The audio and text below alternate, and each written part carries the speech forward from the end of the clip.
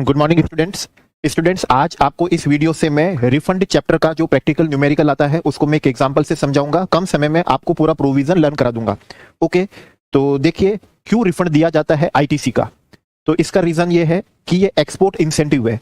आप देश के लिए फॉरेन एक्सचेंज लेकर आओगे, इसलिए सरकार हमको क्या देगी, आईटीसी का रिफंड देगी।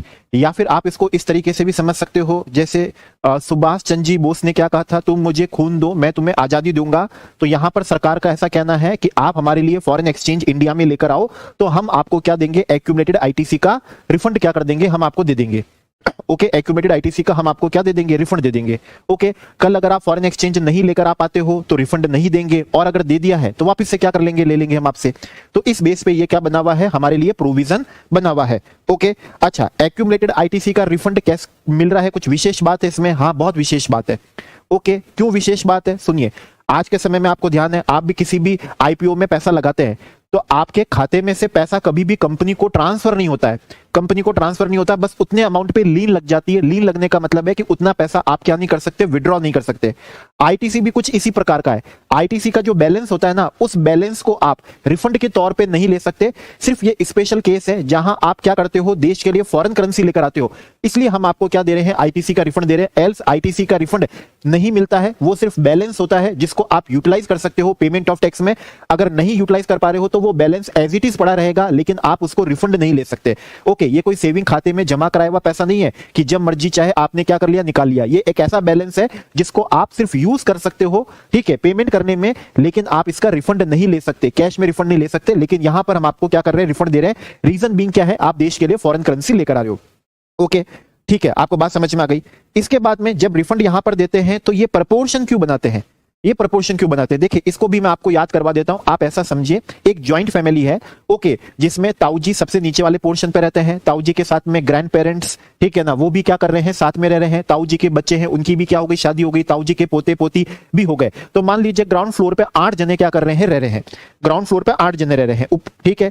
इसके ऊपर वाले फ्लोर पे मान लीजिए हम रह रहे हैं, ठीक है ना, हम रह रहे हैं, तो हस्बैंड वाइफ है और उनकी क्या है, 2 बच्चे हैं। तो ऐसे करके 4 जने क्या कर रहे हैं, फर्स्ट फ्लोर पे रह रहे हैं। और सेकंड फ्लोर पे जो चाचा जी हैं, अभी बस उनकी शादी हुई है, कोई बच्चे नहीं है, वो कितने जने हैं, 2 जने हैं। ओके, तो इस तरीके से एक बिल्डिंग के अंदर 8 4 12 और कितने हो गए, 14 मेंबर्स टोटल क्या कर रहे हैं, रह रहे हैं। अब मान लीजिए कॉमन इलेक्ट्रिसिटी का बिल आता है, ठीक है। मान लीजिए इलेक्ट्रिसिटी का जो मीटर है वो एक ही मीटर लगा हुआ है, सबके पोर्शन क्या कर लिया, अलग अलग फ्लोर पे रह रहे हैं, लेकिन मीटर कौन सा, एक ही है। अब बिजली का बिल इनको आपस में क्या करना होता है, बांटना होता है। तो फिर कैसे बांटेंगे, तो ऑब्वियसली बात है, प्रोपोर्शन बांटेंगे। सबसे ऊपर जो क्या कर रहे हैं, चाचा जी रह रहे हैं, अंकल रह रहे हैं, उनको क्या प्रोपोर्शन देंगे, 2/14। तो यहां पर हमने रेशियो ही तो बनाया। 14 का मतलब क्या था, जितने भी टोटल मेंबर्स उसमें रह रहे हैं, जो इलेक्ट्रिसिटी को क्या कर रहे हैं, कंज्यूम कर रहे हैं। तो यहां पर भी प्रोपोर्शन जब बन रहा है ना, तो हमारे डिनोमिनेटर के अंदर क्या आ रहा है, टोटल टर्नओवर आ रहा है। डिनोमिनेटर में क्या आ रहा है, टोटल टर्नओवर आ रहा है, और न्यूमरेटर में क्या आ रहा है, turnover of zero rated supply, ठीक है। तो टर्नओवर जीरो रेटेड सप्लाई का मतलब है वो टर्नओवर जिसके रेस्पेक्ट में हमको क्या मिलेगा, रिफंड मिलेगा। इसलिए यहां पर क्या बनाया जाता है, प्रोपोर्शन बनाया जाता है। ओके, बात समझ में आ गई ये वाली आपके। तो आइए देखिए एग्जांपल से आपको पूरे प्रोविजन एक ही एग्जांपल से लर्न करवा दूंगा। तो turnover of zero rated supply of goods under bond और LUT, that is without payment of IGST. Okay, क्यों दे रहे हैं हमको विदाउट पेमेंट ऑफ आईजीएसटी पे, हमको आईटीसी का रिफंड क्यों दे रहे हैं? तो देखिए याद कराता हूं, अगर आप आईजीएसटी का पेमेंट करके क्या करोगे, जीरो रेटेड सप्लाई करोगे आईजीएसटी का पेमेंट करके, तब तो आप आईटीसी को यूज ही कर लोगे उस आईजीएसटी का पेमेंट करने में। रिफंड का क्वेश्चन तो अराइज ही नहीं होगा। रिफंड का क्वेश्चन क्या नहीं होगा, अराइज नहीं होगा। रिफंड का क्वेश्चन कब अराइज होगा, जब आप जीरो रेटेड सप्लाई कर रहे हो, विदाउट पेमेंट ऑफ आईजीएसटी कर रहे हो, अंडर बॉन्ड अंडर एलयूटी कर रहे हो। ओके, जैसे मान लीजिए टाटा मोटर्स है, टाटा मोटर्स की नई गाड़ी आई, टाटा कर्व। ओके, डोमेस्टिक भी सेल होती है और एक्सपोर्ट भी सेल होती है। अब जो एक्सपोर्ट सेल हो रही है वो विदाउट पेमेंट ऑफ क्या हो रही है, आईजीएसटी हो रही है। लेकिन उस टाटा कर्व को जो एक्सपोर्ट जा रही है उसको बनाने में भी तो बैटरी काम आई है। ओके, 5 टायर 4 लगते हैं, एक स्टेपनी 5 टायर, तो उसमें भी काम आ रहे हैं। मतलब इनपुट सर्विस, डिजाइनिंग की सर्विस, इंजीनियरिंग की सर्विस टाटा मोटर्स भी क्या कर रहा है, ले रहा है। तो आज ये जो जीरो रेटेड सप्लाई कर रहे हैं ना, एक्सपोर्ट कर रहे हैं टाटा कर्व को विदाउट पेमेंट ऑफ कौन सा, आईजीएसटी, तो इसमें भी तो इनपुट और इनपुट सर्विस, बैटरी, टायर्स, ये सब क्या है, काम आए, उसी का हम क्या कर रहे हैं, रिफंड ले रहे हैं। ओके, तो इनवॉइस वैल्यू कितनी दी हुई है हमको, 10 लाख दी हुई है। ओके, ये क्या हो गई, turn of zero rated supply of goods Tata curve हो गई है। Okay, FOB value of zero supply of goods under bond और LUT without payment of IGST. वैसे इनवॉइस वैल्यू और एफओबी वैल्यू को, एक्सपोर्ट के एफओबी वैल्यू को तो सेम होना चाहिए। ओके, अगर नहीं है तो दोनों में से हम क्या ले लेंगे, लोअर ले लेंगे। ठीक है, दोनों में से लोअर ले लेंगे तो कितना ले लेंगे हम, 10 लाख, और 8 लाख में से लोअर कितना ले लेंगे, 8 लाख ले लेंगे। अब यही टाटा कर्व जब डोमेस्टिकली इंडिया में क्या होती है, सेल होती है, तो value of like goods domestically supplied, उसकी वैल्यू कितनी है, 6 लाख की है। उसकी वैल्यू कितनी है, 6 लाख की है। ओके, तो अब हम इस 6 लाख का क्या करेंगे, 1.5% करेंगे। कितना आएगा, 9 लाख आएगा। और एक्सपोर्ट वैल्यू क्या थी, 8 लाख थी, दोनों में से लोअर लेंगे। ओके, अच्छा, हमने डोमेस्टिक वैल्यू का 1.5 क्यों करा, इसका भी मैं आपको लॉजिक समझा देता हूं। देखिए क्या है, आप टाटा मोटर्स की जो टाटा कर्व है, आप इंडिया में डोमेस्टिकली बेचो या फिर आप उसको क्या करो, एक्सपोर्ट करो। ओके, दोनों ही केस में बैटरी तो बराबर ही लगी है। ओके, मान लीजिए 38 वाट की, किलोवाट की क्या लगी हुई है, बैटरी लगी हुई है। 5 उसमें क्या लगे हैं, टायर लगे हैं। तो इनपुट सर्विस तो दोनों में क्या है, सेम काम है। लेकिन एक्सपोर्ट वैल्यू अगर बहुत ही ज्यादा होगी तो हमारा क्या होगा, न्यूमरेटर बहुत ज्यादा आ जाएगा, और न्यूमरेटर बहुत ज्यादा आ जाएगा तो सारा का सारा रिफंड आ जाएगा, वो तो आईटीसी का।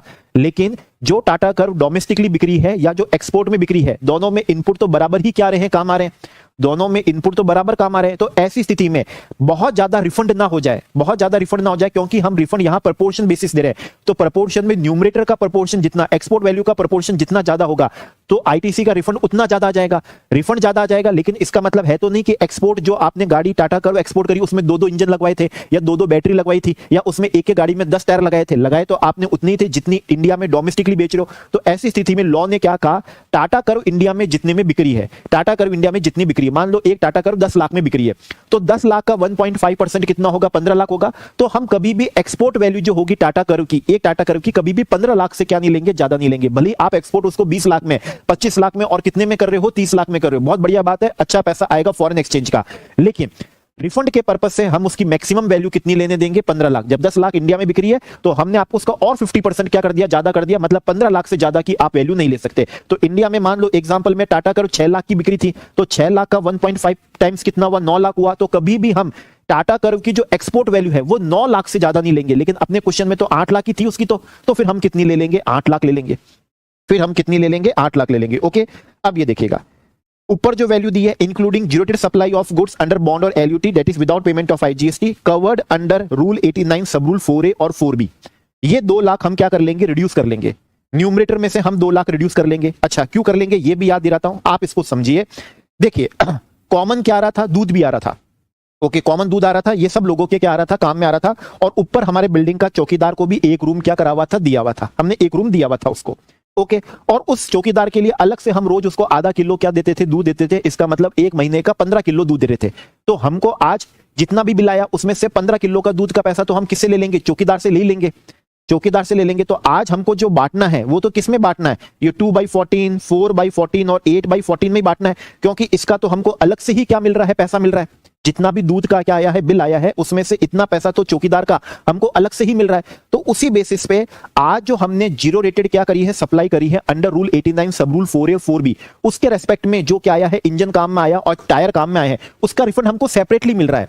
वो टाटा कर्व का एक्सपोर्ट वैल्यू कितनी है, 2 लाख है। तो ये जो टाटा कर्व क्या हुई है, एक्सपोर्ट हुई है। इस टाटा कर्व में जो बैटरी काम आई या जो इंजन काम आया, ओके, ईवी थी तो बैटरी थी, पेट्रोल था तो इंजन था, ठीक है, टायर तो काम आए हैं, उसका रिफंड, उसमें जो इनपुट सर्विस काम आए उसका सेपरेटली हमको क्या मिल रहा है, रिफंड मिल रहा है। जैसे चौकीदार ने 15 किलो के पैसे, 15 लीटर दूध के पैसे क्या हमको दे दिए, सेपरेटली दे दिए हैं, सेपरेटली दे दिए। तो हम वो 15 किलो दूध का पैसा क्या कर देंगे, हटा देंगे, और बाकी का जो पैसा होगा वो क्या करेंगे, ताऊ जी, हम और चाचा जी में क्या कर लेंगे, प्रोपोर्शनेटली बांट लेंगे। तो इसी तरीके से ये जो टाटा कर्व क्या हुई है, एक्सपोर्ट हुई है, जिसमें काम में आया इंजन और जो क्या है टायर्स है, उसका रिफंड हमको अलग से सेपरेटली मिल गया है। इसलिए ये 2 लाख का टर्नओवर हम अलग कर लेंगे। तो आज जीरो रेटेड सप्लाई जो हुई है ऑफ गुड्स की without payment of IGST under bond और एलयूटी, वो कितने की हुई है, 6 लाख की हुई है, वो 6 लाख की हुई है।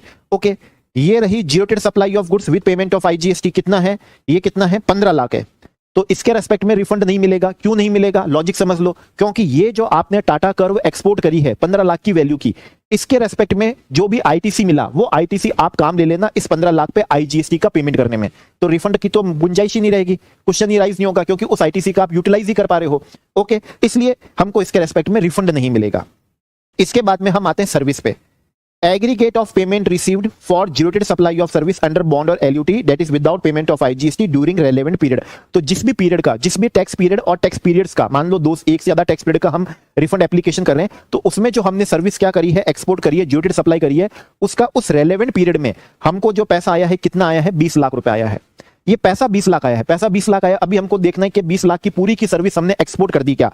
तो अगले पॉइंट ने कहा इस 20 लाख में से, अगले पॉइंट ने कहा इस 20 लाख में से 5 लाख का पेमेंट ऐसा है जिसके लिए अभी सर्विस एक्सपोर्ट नहीं हुई है, including zero rated supply of service under bond और LUT for which supply has not been completed during the relevant period. मतलब पैसा तो आ गया लेकिन सर्विस क्या नहीं हुई है, एक्सपोर्ट नहीं हुई। अब मैं इसका लॉजिक समझा देता हूं। ये 5 लाख आप लेस कर लो 20 लाख में से, लॉजिक समझा देता हूं। क्यों? क्योंकि ये जो 5 लाख पैसा तो आ गया लेकिन सर्विस एक्सपोर्ट नहीं हुई। एक्सपोर्ट नहीं हुई तो इसका मतलब है कि उस सर्विस का प्रोविजन नहीं हुआ, और प्रोविजन नहीं हुआ तो इसका मतलब है इनपुट सर्विस काम ही नहीं आए उसमें तो अभी तक ही। ओके, सिर्फ पैसा ही आया लेकिन इनपुट तो काम आए नहीं है, कंज्यूम नहीं हुए, इनपुट सर्विस कंज्यूम नहीं हुए। जब इनपुट सर्विस कंज्यूम नहीं हुए तो उस पर रिफंड का तो क्वेश्चन ही अराइज नहीं होता। तो इस 20 लाख के पेमेंट में से हम 5 लाख का पेमेंट क्या कर लेंगे, लेस कर लेंगे। तो टोटल 20 लाख आ गया था जिसमें 5 लाख का पेमेंट आ गया लेकिन सर्विस अभी क्या नहीं हुई, एक्सपोर्ट नहीं हुई। ओके, अब ये देखिए, zero rated supply of service under bond और LUT during the relevant period for which payment has been received in prior relevant period. ये 3 लाख रुपए का ऐसा कंसीडरेशन है, पेमेंट है एक्सपोर्ट ऑफ सर्विस के लिए, जो आ तो पहले गया था, उस समय सर्विस एक्सपोर्ट नहीं हुई थी। जब उस समय सर्विस एक्सपोर्ट नहीं हुई थी इसका मतलब उसमें इनपुट सर्विस कंज्यूम्ड नहीं हुए थे, हमें कोई रिफंड नहीं मिला। उस सर्विस का एक्सपोर्ट आज इस रेलेवेंट पीरियड में हो रहा है जिसके लिए हम रिफंड एप्लीकेशन कर रहे हैं। इसका मतलब ये 3 लाख की सर्विस का एक्सपोर्ट आज हो रहा है।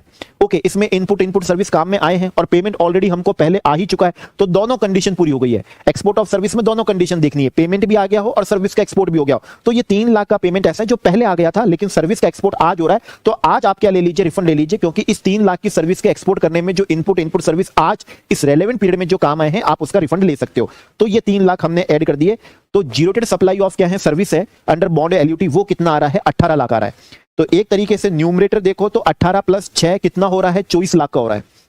ओके, कितना हो रहा है, 24 लाख का हो रहा है। अब क्या करना है, हमको टोटल टर्नओवर लेना है। टोटल टर्नओवर लेना है, क्यों लेना है टोटल टर्नओवर, ये आपको मालूम है ना, ठीक है ना, कि दूध कितने लोग कंज्यूम कर रहे हैं। भाई ये इसने जितने 15 लीटर क्या करा, कंज्यूम करा, इसके लिए तो अपन ने अलग से ही क्या ले लिया, पैसा ले लिया, तो वो पैसा तो हटा ही दिया। टोटल जितना भी बिल आया उसमें से मान लीजिए 15 लीटर के जितना भी पैसा हुआ 1500 रुपए वो हटा दिया। अब बाकी का पैसा बांटेंगे तो कैसे बांटेंगे, न्यूमरेटर में 2 और डिवाइडेड बाई टोटल 14, न्यूमरेटर में 4 और डिनोमिनेटर में क्या करेंगे, 14 करेंगे, तो टोटल ही तो करेंगे, क्या करेंगे, टोटल करेंगे। तो इसलिए अपन डिनोमिनेटर में क्या लेंगे, टोटल टर्नओवर लेंगे। डिनोमिनेटर में क्या लेंगे, टोटल टर्नओवर लेंगे। तो आइए डिनोमिनेटर में टोटल टर्नओवर लेते हैं। तो पहले तो ये टर्नओवर तो ले लें जो जीरोटेड सप्लाई ऑफ क्या है, गुड्स है, अंडर बॉन्ड और अंडर एलयूटी है। ओके, और ये भी ले लेते हैं जीरोटेड सप्लाई ऑफ कौन सा सर्विस है, अंडर बॉन्ड और एलयूटी, ये भी हम टोटल टर्नओवर में तो ले लेते हैं। तो ये लीजिए 6 लाख भी ले लिया और ये 18 लाख भी ले लिया। और जो बाकी हमारे टोटल टर्नओवर में लेने हैं वो भी ले लेते हैं। कौन कौन से हैं बाकी, देखिए ये है हमारा, ठीक है, ये रहा zero rated supply of goods with payment of IGST, ये 15 लाख। तो टोटल में हम 15 लाख भी ले लें, ये लिखिए मैंने 15 लाख भी क्या कर लिया, ले लिया। ओके, 15 लाख भी ले लिया, ठीक है, 15 लाख ले लिया। सर्विस का कितना ले लिया, 18 लाख ले लिया। और सर्विस का देखिए, ये नॉन जीरोटेड सप्लाई ऑफ गुड्स है, मतलब इंडिया में जो डोमेस्टिक सप्लाई करी अदर देन जीरोटेड सप्लाई करी, कितने की करी, ये 17 लाख रुपए की करी। तो टोटल में तो हम इसको भी क्या कर लेंगे, ले ही लेंगे। तो ये लीजिए 17 लाख भी अपन ने टोटल में क्या कर लिए, ले लिए। तो ये सारा तो क्या हो गया, ये हमारा गुड्स का हो गया, ये इधर हमारा किसका हो गया, सर्विस का हो गया। अब इधर एक बात आप ध्यान देखिएगा, एग्जाम में आ जाएगा, ये जीरोटेड सप्लाई ऑफ क्या है, सर्विस है, विद पेमेंट ऑफ क्या है, आईजीएसटी है। इसको आपको टोटल टर्नओवर में इंक्लूड नहीं करना है, जबकि गुड्स वाला तो कर लेना है। गुड्स वाला ऊपर 15 लाख इंक्लूड कर लिए थे, लेकिन सर्विस वाला नहीं करना है। यही एक विशेष बात है जो क्वेश्चन सॉल्व करते समय आप सभी ध्यान रखेंगे। क्या, ये देखो, ये जो जीरोटेड सप्लाई ऑफ गुड्स है ना, with payment of IGST 15 lakh, ये तो टोटल टर्नओवर में इंक्लूड करोगे, लेकिन ये जीरोटेड सप्लाई ऑफ सर्विस है ना, विद पेमेंट ऑफ आईजीएसटी कितने का दिया हुआ है, 10 लाख, ये इसको इंक्लूड नहीं करोगे। फायदा ये, न्यूमरेटर हमारा जितना क्या होगा, हल्का होगा, रिफंड उतना ही क्या आएगा, ज्यादा आएगा। तो इस बात का आपको विशेष ध्यान रखना है। ओके, ये रही नॉन जीरोटेड सप्लाई ऑफ सर्विस, ठीक है ना। इसको तो टोटल टर्नओवर में ले लेंगे, कितना दिया हुआ है, 14 लाख दिया हुआ है। 14 लाख है या 4 लाख है, ठीक है ना, ये 14 लिख दिया मेरे ख्याल से।